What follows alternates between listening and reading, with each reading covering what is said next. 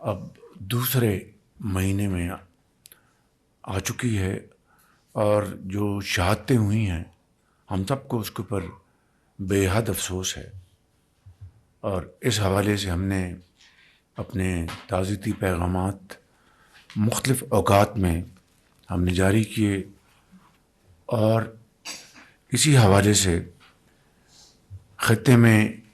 جنگ کے شعلے ٹھنڈے کرنے کے لیے ہم نے بھرپور کوشش کی بطور ایک مخلص دوست کے، برادر ملک کے۔ اور اس حوالے سے میں یہ عرض کروں گا کہ deputy prime minister Ishaq Dar صاحب نے اپنے ہم منصب ایران میں ان سے کئی مرتبہ بات کی، دوسرے جو ان کے جو کاؤنٹر پارٹس ہیں ان کے ساتھ بات کی، اور ان تک محنت کر رہے ہیں۔ ابھی چین سے ہو کے آئے ہیں، ان کے بازو کو چوٹ بھی آئی لیکن اس کی انہوں نے پرواہ نہیں کی۔ اور اسی طریقے سے فیلڈ مارشل صاحب نے اس حوالے سے کلیدی کردار ادا کیا اور کر رہے ہیں، اور اس حوالے سے میں سمجھتا ہوں کہ الحمدللہ مجھے یہ کہنے میں کوئی باک نہیں کہ پاکستان نے اس جنگ کو بند کرانے کے لیے اور سیز فائر کرانے کے لیے حتی المقدور کوشش کی ہے۔ باقی اللہ تعالیٰ کے ہاتھ میں ہے، اور جس وقت میں آپ کی خدمت میں یہ معروضات پیش کر رہا ہوں، یہ ایفرٹس ہنوز جاری ہیں، اور انشاءاللہ میں سمجھتا ہوں کہ اللہ تعالیٰ ضرور اپنی کمال برمارین سے اس خطے میں امن قائم کرے گا انشاءاللہ۔ اسی طریقے سے پاکستان باقی ممالک کی طرح اس جنگ سے بہت متاثر ہو رہا ہے۔ ہماری اکانومی کے لیے پچھلے 2 سال میں آپ سب نے مل کر بے پناہ کاوشیں کی، اور پاکستان کی معیشت کو میکرو لیول پر اس کو سٹیبل کر دیا۔ اب اس وقت ترقی اور خوشحالی کا وقت آ چکا ہے، لیکن بدقسمتی سے اس جنگ کے نتیجے میں ہمیں معاشی طور پر بے پناہ مشکلات کا آج سامنا ہے۔ بڑی کاوشوں کے ساتھ الحمدللہ ہمارے جو 2 جہاز کھڑے تھے آبنائے ہرمز میں گزرنے کے لیے انتظار کر رہے تھے، وہ ڈپٹی پرائم منسٹر اور فیلڈ مارشل کی کاوشوں سے دونوں جہاز الحمدللہ وہاں سے گزر گئے، اور ابھی حالیہ دنوں میں پھر 20 جہازوں کا پاکستانی جھنڈے کے ساتھ کا انتظام کیا ہے، جو کہ انشاءاللہ اس کے لیے بھی آئندہ چند دنوں میں پیش رفت ہوگی۔ جو ہی جنگ کے سائے منڈانے لگے، میں نے یہاں پر میٹنگز کی، اور پھر ہماری ٹیم چاروں صوبوں میں محترم وزراء اعلیٰ سے انہوں نے جا کے میٹنگز کی۔ لاہور میں چیف منسٹر پنجاب مریم نواز صاحبہ سے، سندھ میں شاہ صاحب سے، کے پی اور بلوچستان میں جا کے، اور پوری ان کو صورتحال کی آگاہی کی۔ پہلے ہفتے ہمیں فی الفور 55 روپے پاس آن کرنا پڑا،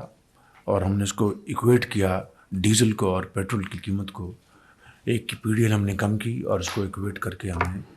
55 روپے کے طور پر پاس کیا۔ پاکستان کے محنتی دہقاں، مزدور، دکاندار، ان کے لیے بے پناہ ایک معاشی بوجھ تھا جو کہ انہوں نے ایبزارب کیا۔ اللہ تعالیٰ کے فضل و کرم سے، آپ کی سب کی اجتماعی اور بھرپور کاوشوں سے ہم نے وقت کے اوپر ہم نے یہ ساری چیزوں کو جانچا، ڈیبیٹ کیا، اور اس کے لیے ہم نے اقدامات اٹھائے۔ کیبنٹ کی 2 مہینے کی تنخواہ جو ہے وہ انہوں نے والنٹریلی انہوں نے سرنڈر کی۔ تیل کی جو کنزمپشن ہے اس میں 50% کی کٹوتی لگائی۔ پھر پارلیمنٹ کے ممبرز نے اس کے لیے کنٹریبیوٹ کیا، اور اسی طرح کا 60% جو گاڑیاں ہیں ان کو ہم نے کھڑا کر دیا تاکہ تیل کا جو استعمال جو ہے وہ کم سے کم ہو۔ میں اس معاملے میں شکر گزار ہوں چیئرمین بلاول بھٹو صاحب کا بھی، انہوں نے خصوصی طور پر اس میں بڑی دلچسپی لی، میرے پاس تشریف لائے، ہم نے ان سے بھی ہر چیز شیئر کی۔ اس کے بعد پریزیڈنٹ صاحب کا بہت شکر گزار ہوں کہ انہوں نے میٹنگ بلائی، وہاں پر آپ سب تشریف لائے، اور ایک بڑی اچھے ماحول میں گفتگو ہوئی۔ اس وقت تک ہم نے بلینکٹ کور دیا ان 3 ہفتوں میں، اور اس حوالے سے وفاق نے 129 ارب روپے دیے ہیں۔ 100 بلین ہم نے پی ایس ڈی میں ہم نے کٹ لگایا، اور جو بچت تھی اس کو ہم نے اکاؤنٹ پہ ڈالا، اور اس سے ہم نے یہ تمام یہ جو اخراجات ہیں جو وفاق نے برداشت کیے۔ اب آج وقت آ چکا ہے کہ سب نے مل کر اس معاملے کو طے کرنا ہے۔ اس کے لیے میں وزراء اعلیٰ کا خاص طور پر سب کا شکریہ ادا کرنا چاہتا ہوں کہ انہوں نے پریزیڈنسی میں میٹنگ میں بھرپور تعاون کا یقین دلایا۔ میں بلاول بھٹو صاحب کا خصوصی طور پر شکریہ ادا کرنا چاہتا ہوں، اور انہوں نے پوری اس وقت جو صورتحال ہے اکٹھے اس چیلنج کا مقابلہ کرنے کے لیے بھرپور یقین دہانی کرائی، اور میں سمجھتا ہوں کہ یہ ایک بہت بڑی قومی یکجہتی، اتفاق، اتحاد کی نشانی ہے، جس کے بغیر کوئی قوم بھی اتنے بڑے چیلنج کا مقابلہ نہیں کر سکتی۔ میں سمجھتا ہوں کہ آج جو صورتحال وہ یہ ہے کہ ہمیں غریب کو، عام آدمی کو پروٹیکٹ کرنا ہے، اور جو اشرافیہ ہے اس کو ایثار اور قربانی کا مظاہرہ کرنا ہے۔ میں یہ بھی سمجھتا ہوں چاہے وہ وفاق ہو یا صوبے ہوں، ایسے منصوبے جن کو ہم روک سکتے ہیں ان کو روکیں، اور وہ فنڈز بچت کر کے ہم عام آدمی، غریب آدمی کو ہم پہلے پروٹیکٹ کر لیں، کیونکہ پولیٹیکل اسٹیبلٹی ہوگی تو اکنامک اسٹیبلٹی ہوگی۔ تو میں سمجھتا ہوں اس کے لیے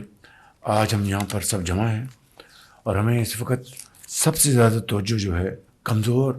اور جو مفلوق الحال جو طبقات ہیں ان کو پروٹیکٹ کرنے کے ساتھ ساتھ اپنی زراعت کو پروٹیکٹ کرنا ہے۔ ہارویسٹنگ شروع ہوا چاہتی ہے، اس کے لیے تیل چاہیے، ڈیزل چاہیے، پھر آپ نے آگے پر نئی بجائی کرنی ہے، اس کے لیے ڈیزل چاہیے، تو ہمیں ان کو پروٹیکٹ کرنا ہے، اپنے زراعت کو، کیونکہ یہ وہ شعبہ ہے جو کہ بہت چند مہینوں میں ٹرن اراؤنڈ کر سکتا ہے۔ اسی طریقے سے آپ نے پبلک ٹرانسپورٹ کو آپ نے پروٹیکٹ کرنا ہے، آپ نے گڈس ٹرانسپورٹ کو پروٹیکٹ کرنا ہے تاکہ آپ کی انفلیشن اس کو کنٹرول کر سکیں۔ ان کے لیے یقیناً ہمیں فنڈز چاہیے، اور یہ فنڈز ہم نے مل کر اکٹھے کرنے ہیں۔ میں سمجھتا ہوں کہ ہمیں یقیناً آسٹیرٹی اور کنزرویشن کے جو میجرز ہیں ان کو ہم اڈاپٹ کریں گے، کر رہے ہیں، اس کو اچھی طرح امپلیمنٹ کرنا ہے تاکہ یتیم، بیوہ، غریب، مزدور جو ہے،